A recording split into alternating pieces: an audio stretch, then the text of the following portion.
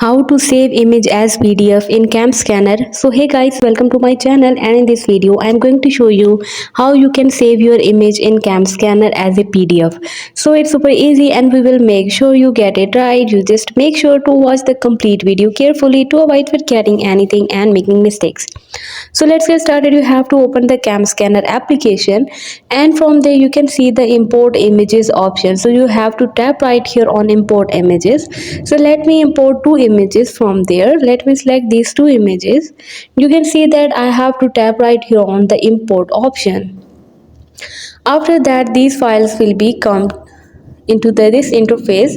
So you can see that these are the two individual files. If I want to make them as a PDF, all I have to do is to tap right here on the PDF option, and these files will be converted to the PDF.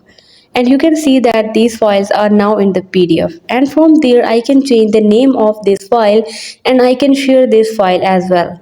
So this is how I can easily get the images as in PDF. So hope you guys like my video, and please consider showing your support by commenting, liking, sharing and subscribing to my channel for more valuable content in the future.